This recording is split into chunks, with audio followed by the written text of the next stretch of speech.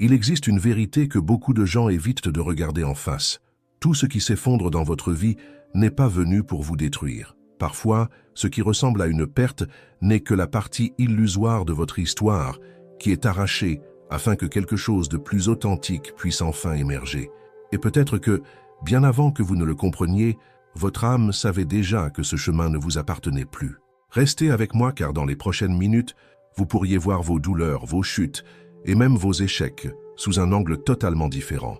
Vous avez probablement déjà entendu ces belles phrases affirmant que tout arrive pour une raison, que l'univers a un plan, ou qu'il suffit de faire confiance au processus. Pourtant, lorsque la vie devient réellement difficile, lorsque les factures arrivent, lorsqu'un être cher s'en va, lorsque la santé vacille ou que l'anxiété serre votre poitrine au milieu de la nuit, ces paroles semblent soudain vides. Elles peuvent même paraître irrespectueuses envers celui qui souffre, car il existe des moments où rien ne ressemble à un plan, tout ressemble à un abandon, à une injustice, comme si le sol s'était ouvert sous vos pieds et que personne n'avait été capable de vous retenir. C'est pourquoi, lorsque nous disons que Carl Jung percevait une sorte de direction cachée derrière les crises humaines, nous ne parlons pas de cette positivité superficielle qui invite à sourire alors que l'on saigne intérieurement. Jung ne romantisait pas la souffrance. Il savait qu'elle pouvait être brutale, confuse et dévastatrice. Pendant des décennies, il a écouté des personnes dans leurs heures les plus sombres, des mariages qui se brisaient, des carrières qui s'effondraient, des identités qui se désintégraient, des rêves réduits en poussière. Et en observant tout cela de près, il remarqua quelque chose de fascinant. Bien souvent, ce qui s'écroulait était précisément ce qui ne soutenait plus la vérité profonde de cette personne. Jung ne disait pas que la souffrance était belle. Il proposait une idée bien plus profonde. Il existe peut-être en chacun de nous une intelligence plus vaste que notre conscience, une force silencieuse, cachée dans les couches les plus profondes de la psyché, qui cherche à nous conduire vers une existence plus entière. Pas nécessairement une vie plus facile, ni une vie parfaite, mais une vie plus authentique. Le problème est que notre ego, cette partie de nous qui recherche le contrôle, la sécurité et l'approbation, élabore souvent des projets bien trop petits pour la grandeur de notre âme. L'ego veut la stabilité, il veut être reconnu, il veut paraître fort, il veut éviter la douleur, il construit une image, une routine, une identité, un rôle social, et pendant un certain temps, cela fonctionne.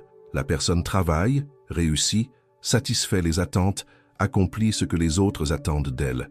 Mais au plus profond d'elle-même, quelque chose commence à protester, une inquiétude sans nom, un vide au milieu d'une vie qui semble pourtant correcte, une tristesse qui apparaît alors même que tout semble aller bien, une anxiété qui surgit précisément après cette promotion, ce mariage, cet achat ou cet objectif enfin atteint.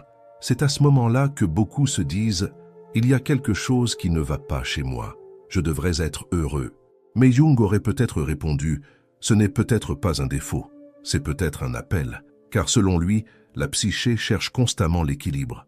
Lorsqu'une personne vit trop longtemps dans une direction étroite, en abandonnant des parties essentielles d'elle-même, l'inconscient commence à la pousser dans la direction opposée. Celui qui a bâti toute sa vie sur la force peut être amené à rencontrer sa vulnérabilité. Celui qui a vécu uniquement pour prendre soin des autres peut un jour être confronté à cette question. Qui suis-je lorsque plus personne n'a besoin de moi? Cela peut ressembler à une forme d'auto-sabotage. Vous obtenez enfin ce que vous désiriez, mais vous ne trouvez pas la paix. Vous entrez dans une relation qui semblait parfaite, mais vous commencez à vous y perdre. Vous atteignez une position respectée, mais vous sentez votre âme se faner. À l'extérieur, les gens vous admirent. À l'intérieur, vous avez l'impression de disparaître. Et lorsque l'écart entre ce que vous montrez et ce que vous ressentez devient trop grand, la vie commence à se fissurer. Ces fissures font peur, mais elles révèlent aussi la vérité. Peut-être que cette carrière prestigieuse étouffait votre créativité. Peut-être que cette relation admirée par tous exigeait que vous vous trahissiez chaque jour un peu plus. Peut-être que cette identité de personne forte, irréprochable et toujours disponible n'était qu'une armure forgée pour survivre, et non pour vivre pleinement. Jung appelait ce processus l'individuation, le mouvement qui consiste à devenir pleinement soi-même. Il ne s'agit pas de devenir parfait, mais de retrouver les parties de soi qui ont été abandonnées en chemin. Le courage que vous avez enterré parce qu'on disait que vous étiez trop audacieux. La sensibilité que vous avez cachée, parce qu'on la jugeait comme une faiblesse. l'indépendance que vous avez perdue en cherchant à être aimé, la foi étouffée sous le poids des déceptions, la joie simple remplacée par l'obligation, la comparaison et la peur. Et voici peut-être l'une des idées les plus puissantes. La psyché ne cherche pas seulement votre bonheur, elle cherche votre totalité. Et cette totalité comprend la lumière et l'ombre, la force et la fragilité, la foi et le doute, les réussites comme les blessures. C'est pourquoi le chemin de la reconstruction commence parfois par une démolition. Non parce que la vie est contre vous, mais parce que vous vous êtes peut-être habitué à vivre dans une version de vous-même devenue trop étroite. Pensez aux répétitions de votre existence. Les mêmes types de relations, les mêmes conflits, les mêmes pertes, les mêmes peurs qui reviennent sous des visages différents. Jung voyait ces répétitions comme des messages. La blessure revient parce qu'il reste encore quelque chose qui demande à être vu. Celui qui choisit toujours des partenaires émotionnellement indisponibles tente peut-être inconsciemment de guérir une ancienne absence. L'homme qui recherche sans cesse l'approbation essaie peut-être encore de prouver sa valeur à quelqu'un qui ne l'a jamais reconnu. La femme qui s'efface pour garder tout le monde près d'elle porte peut-être la peur profonde d'être abandonnée si elle exprime réellement ce qu'elle ressent. Tant que la blessure n'est pas reconnue, elle continue de se répéter, non comme une punition, mais comme un miroir. La vie semble dire « Regarde encore, il y a toujours quelque chose ici que tu dois retrouver ». Et lorsque la personne ose enfin regarder, ressentir, comprendre et intégrer cette part d'elle-même, le schéma commence peu à peu à perdre sa force.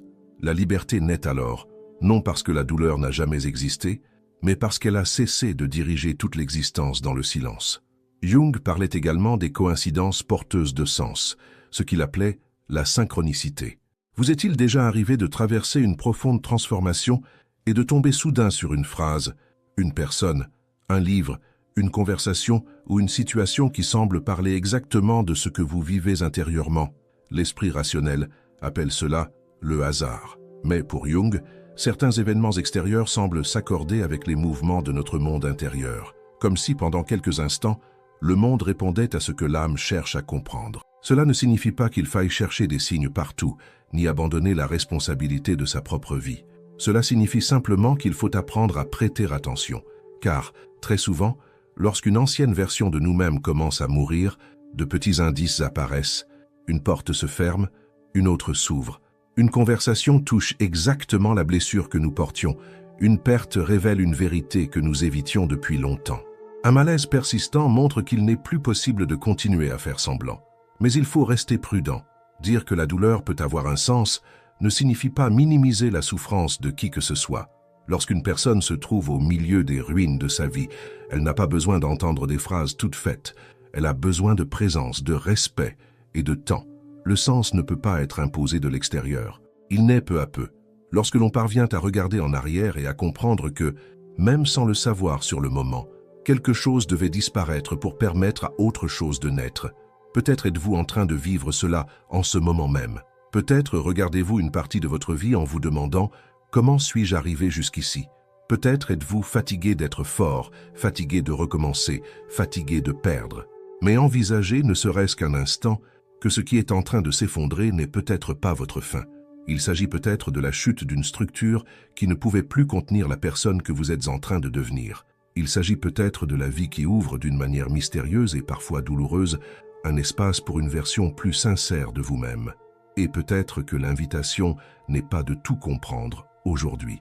Peut-être s'agit-il simplement de rester conscient, observer ce qui s'en va, reconnaître ce qui insiste pour naître, écouter vos rêves, votre corps, vos émotions, les répétitions, les rencontres et les inconforts. Car au fond, ce que vous appelez une crise est peut-être simplement votre âme qui frappe à la porte, demandant à entrer dans votre propre vie avec davantage de vérité, de courage et de présence.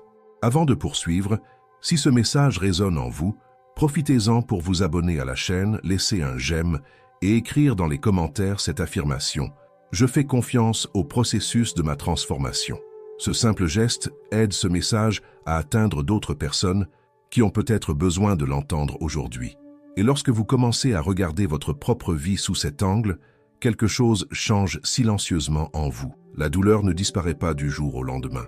Les problèmes ne se résolvent pas comme par magie, mais une nouvelle attitude naît en vous. Vous cessez de demander seulement Pourquoi cela m'est-il arrivé?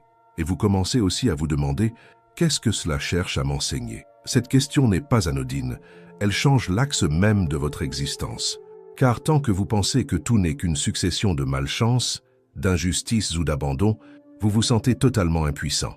Mais lorsque vous commencez à percevoir que même les épreuves les plus difficiles peuvent contenir un message profond, vous retrouvez une partie de votre pouvoir intérieur. Jung comprenait que la vie humaine n'est pas faite uniquement d'événements extérieurs. Il existe toujours une réalité intérieure qui répond, réagit, interprète et bien souvent attire des situations révélant ce qui demande encore à être guéri.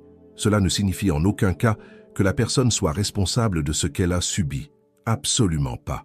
Certaines douleurs arrivent sans prévenir, certaines pertes sont profondément injustes, certaines déceptions blessent jusqu'au plus profond de l'âme. Mais même face à ce que nous n'avons pas choisi, une question sacrée demeure. Que vais-je faire de cela maintenant? C'est là que commence la véritable transformation. Car deux personnes peuvent traverser des épreuves semblables et en sortir profondément différentes. L'une peut s'endurcir, fermer son cœur et passer sa vie à se méfier de tout. L'autre peut souffrir, pleurer, tomber, mais transformer peu à peu cette douleur en sagesse, en compassion et en force. La différence ne réside pas toujours dans la profondeur de la blessure, mais dans la manière dont chacun choisit d'entrer en relation avec elle. Et c'est peut-être cela que Jung cherchait à nous enseigner. Une souffrance qui n'est pas écoutée devient une répétition. Une souffrance affrontée avec courage peut devenir un chemin. Très souvent, ce qui nous emprisonne le plus n'est pas l'événement lui-même, mais l'histoire que nous nous racontons à son sujet. Quelqu'un a été rejeté et en a conclu « je ne suis pas assez bien ». Quelqu'un a été trahi et a décidé « je ne peux faire confiance à personne ». Quelqu'un a connu un échec financier et s'est convaincu « je ne réussirai jamais ». Quelqu'un a grandi sans soutien et porte en silence la certitude qu'il doit tout affronter seul. Ainsi, sans même s'en rendre compte, la personne cesse de vivre selon la vérité de son âme et commence à vivre pour protéger sa blessure. Elle travaille sans relâche pour prouver sa valeur. Elle accepte peu d'amour parce qu'elle croit ne mériter que cela. Elle fuit les opportunités par peur de l'échec. Elle sabote sa propre prospérité parce qu'au plus profond d'elle-même, elle a appris que l'argent apporte la culpabilité, les conflits ou la perte. Et alors, la vie adulte devient une scène où d'anciennes blessures continuent d'être rejouées avec de nouveaux personnages. Les noms changent, les lieux changent, les circonstances changent, mais le sentiment reste le même. Voilà pourquoi regarder à l'intérieur de soi n'est ni un luxe ni une perte de temps. C'est une nécessité. Celui qui refuse de regarder en lui-même finit par être gouverné de l'intérieur sans même s'en apercevoir. Il croit choisir librement, alors qu'il obéit souvent à de vieilles peurs. Il pense rechercher la sécurité, alors qu'il fuit sa propre grandeur. Il croit être prudent, alors qu'il ne fait peut-être que répéter une ancienne programmation de manque et de limitation. Et c'est ici qu'intervient une idée essentielle, surtout pour ceux qui désirent prospérer, évoluer et construire une vie plus abondante. La prospérité ne commence pas seulement dans le portefeuille, elle commence dans la manière dont vous vous regardez, dans votre capacité à recevoir, dans votre rapport au mérite, à la culpabilité, à la peur et à la confiance. Certaines personnes disent vouloir une vie meilleure, mais portent en elles une immense résistance à leur propre évolution.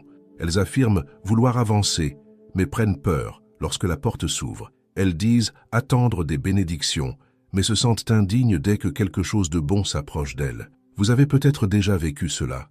Une opportunité se présente, et aussitôt une voix intérieure murmure « En suis-je vraiment capable?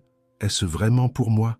Et si je perdais tout ensuite ?» Cette voix n'est pas toujours celle de votre véritable essence. Bien souvent, c'est la mémoire du manque qui cherche à vous maintenir dans ce qui vous est familier. Car aussi douloureux soit-il, ce qui est connu semble plus rassurant. Même la souffrance, lorsqu'elle se répète pendant de nombreuses années, peut devenir une sorte de refuge émotionnel. On se plaint de sa prison, mais on prend peur lorsque la porte s'ouvre enfin. La transformation exige du courage précisément parce qu'elle touche à cela. Elle vous demande d'abandonner non seulement ce qui vous fait souffrir, mais aussi ce qui vous donne une fausse impression d'identité. Parfois, une personne a passé tellement de temps à être celle qui souffre, celle qui lutte seule, celle qui ne reçoit jamais d'aide, qu'elle ne sait plus qui elle serait sans ce rôle. Et lorsque la vie commence à l'inviter vers quelque chose de plus grand, elle ressent de la peur. Non pas la peur de l'échec, mais la peur que tout puisse enfin réussir. Jung dirait que cette peur fait partie de la rencontre avec l'inconnu. Grandir ne consiste pas seulement à obtenir davantage de choses. Grandir, c'est être capable d'accueillir une version plus vaste de soi-même. C'est permettre à la conscience de rejoindre ce que l'âme sait déjà depuis longtemps. Et cela implique parfois des pertes. Vous pouvez perdre le besoin de plaire à tout le monde. Vous pouvez perdre des relations qui n'existaient que parce que vous vous diminuiez. Vous pouvez perdre des habitudes qui semblaient réconfortantes, mais qui n'étaient qu'une anesthésie. Vous pouvez perdre cette vieille excuse selon laquelle rien ne change jamais pour vous. Et lorsque cela commence à se produire, certaines personnes autour de vous peuvent être déstabilisées. Elles étaient habituées à une version de vous qui acceptait peu, qui se taisait, qui s'excusait presque d'exister, qui se plaçait toujours en dernier. Lorsque vous commencez à vous relever, tout le monde n'applaudit pas. Certains vous demandent ce qui vous arrive. D'autres essaient de vous faire culpabiliser. Mais peut-être que ce qui s'est produit est à la fois simple et profond. Vous avez commencé à revenir vers vous-même. Ce retour n'est pas de l'égoïsme. C'est une responsabilité spirituelle, car personne ne peut offrir au monde ce qu'il refuse constamment de s'accorder à lui-même. Une personne qui vit déconnectée de sa propre vérité peut sembler fonctionner normalement en apparence, mais intérieurement, elle se vide peu à peu. Et une vie vidée de son essence finit toujours par présenter la facture.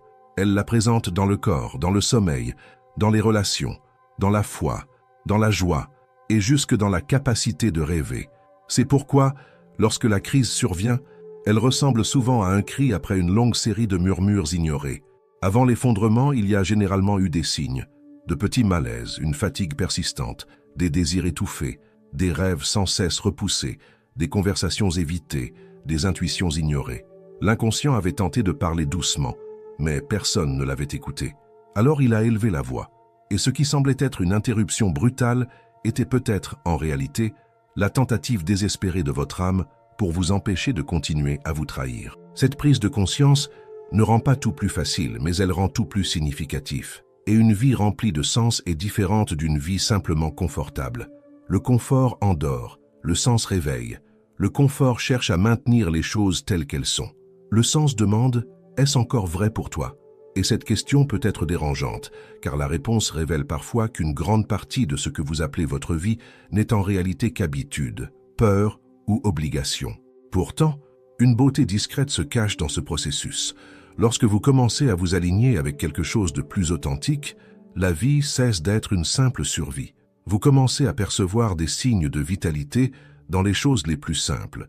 Une idée qui revient sans cesse, un ancien désir qui renaît, une paix qui apparaît après une décision sincère, un profond soulagement lorsque vous cessez enfin de porter une image devenue trop lourde à maintenir. Peu à peu, le chemin cesse d'être uniquement souffrance et devient révélation.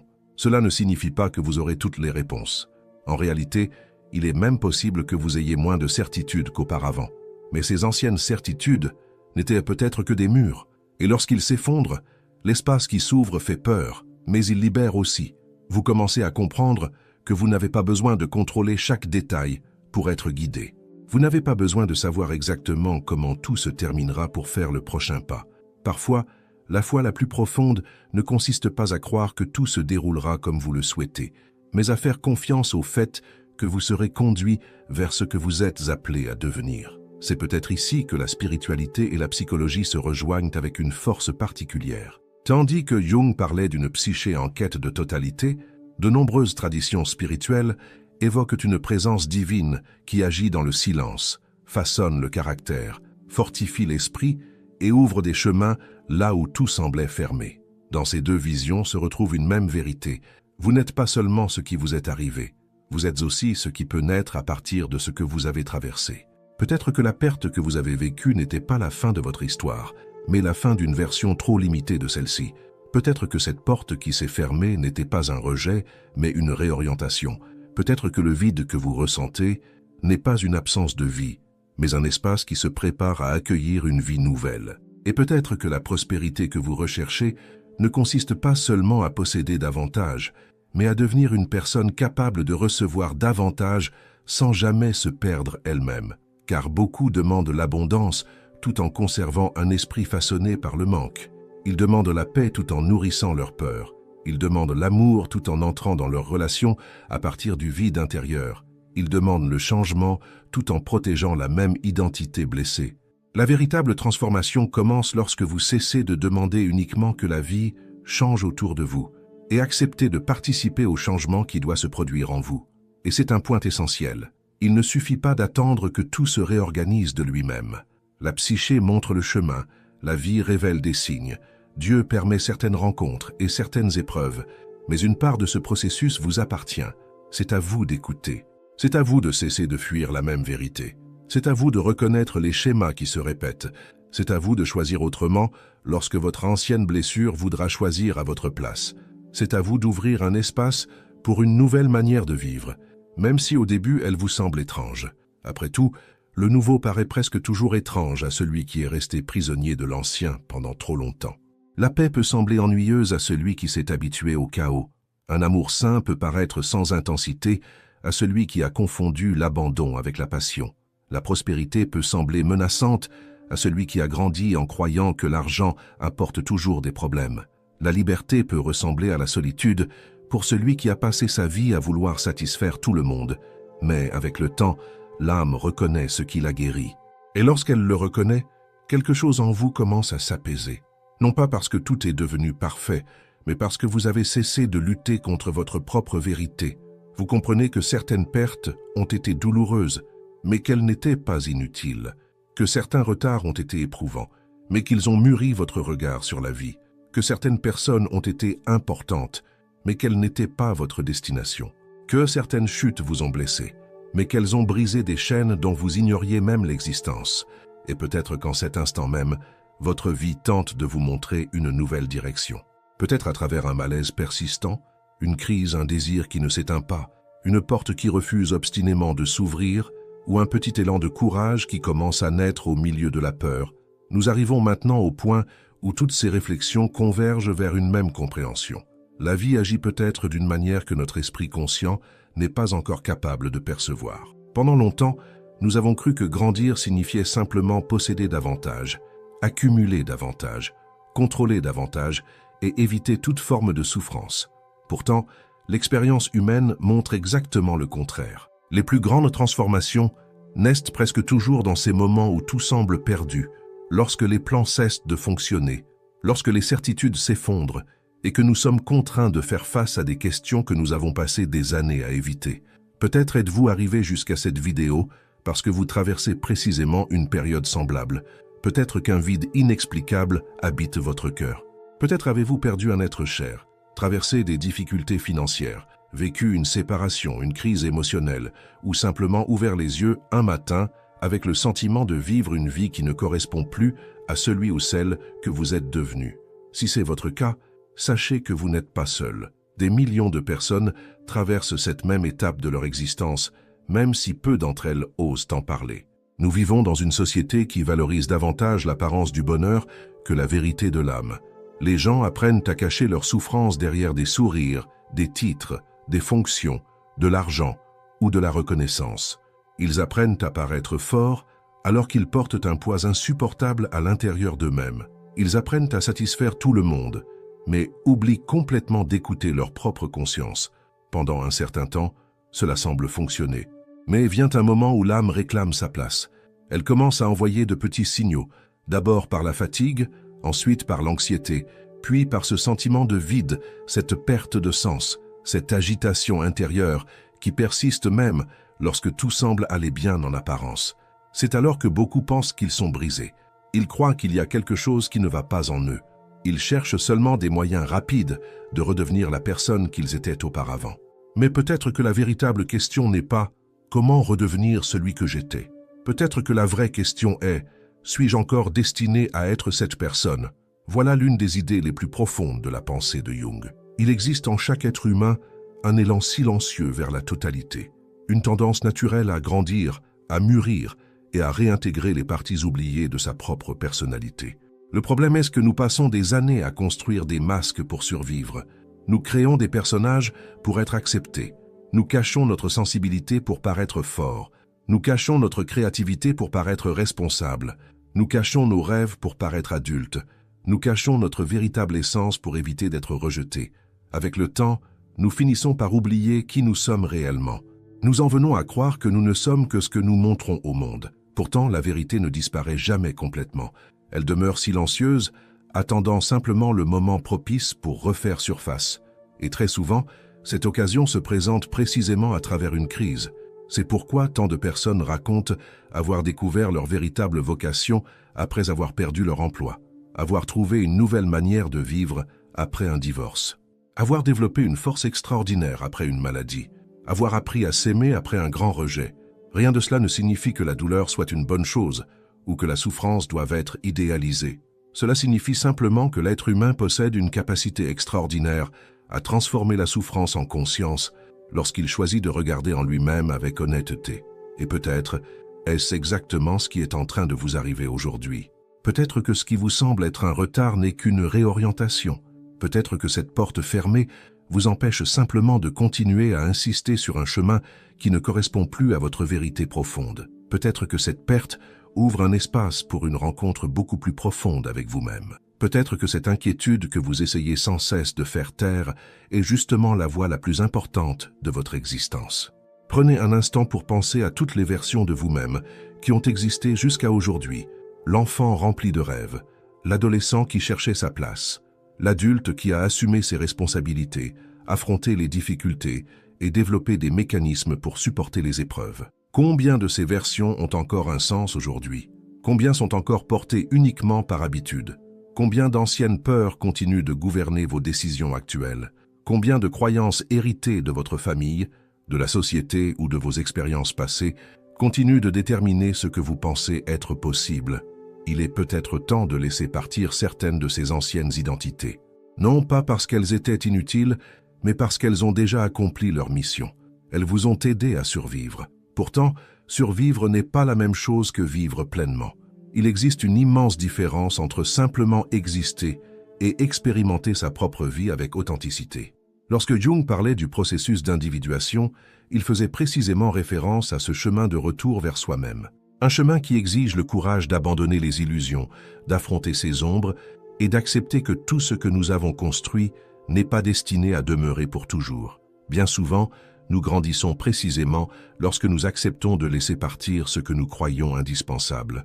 Peut-être attendez-vous une réponse définitive à toutes les questions que vous portez en vous. Peut-être souhaitez-vous savoir exactement quand votre vie s'améliorera ou quand la paix finira enfin par arriver. Mais la vérité est que certaines réponses n'apparaissent qu'en avançant. La compréhension précède rarement la transformation. Le plus souvent, elle vient après lorsque nous regardons en arrière et réalisons que chaque larme, chaque difficulté et chaque nouveau départ était en train de façonner une personne bien plus forte que nous ne l'imaginions. C'est pourquoi n'ayez pas peur si tout vous semble aujourd'hui incertain. N'ayez pas peur si vos anciens projets ont perdu leur sens. N'ayez pas peur si certaines personnes sont restées en chemin. Toute perte n'est pas un échec. Certaines sont des libérations. Toute fin n'est pas une défaite. Certaines fins sont la naissance silencieuse d'un nouveau chapitre que nous ne sommes pas encore capables de voir. Continuez à prêter attention aux petits signes que la vie vous envoie, aux intuitions qui reviennent sans cesse, aux rêves oubliés qui refusent de disparaître, à ce désir inexplicable de changer de direction, à cette paix qui apparaît lorsque vous êtes enfin honnête avec vous-même. Très souvent, c'est à travers ces manifestations discrètes que l'âme indique le prochain pas. Et surtout, souvenez-vous que vous n'êtes pas seulement la somme des douleurs que vous avez traversées. Vous êtes aussi le courage que vous avez développé, la sagesse que vous avez acquise, la sensibilité que vous avez préservée et l'espérance qui demeure encore vivante au plus profond de vous. Aucune expérience n'a le pouvoir d'effacer votre véritable essence. Elle peut la dissimuler pendant un temps, mais jamais la détruire complètement. Si aujourd'hui vous traversez une période sombre, continuez d'avancer. Si vous ressentez de la peur, continuez d'avancer. Si vous ne comprenez pas encore le sens de votre histoire, continuez d'avancer. Car les graines les plus puissantes grandissent dans le silence de la terre avant de percer la surface. De la même manière, les plus grandes transformations humaines se produisent souvent bien avant qu'elles ne deviennent visibles. Peut-être que dans quelques années, vous regarderez ce moment et comprendrez que ce qui semblait être une fin n'était en réalité qu'un commencement. Que ce qui paraissait être une destruction était en fait une reconstruction. Que ce qui ressemblait à un abandon était une préparation. Et que la vie, même à travers les chemins les plus difficiles, ne faisait que vous ramener vers celui ou celle que vous avez toujours été au plus profond de vous-même. Au fond, c'est peut-être là le plus grand message de tous. Il existe en vous une force infiniment plus grande que n'importe quelle crise.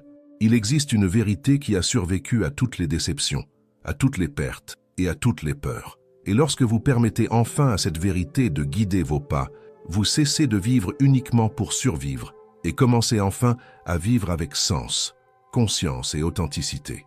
À très bientôt dans une prochaine vidéo.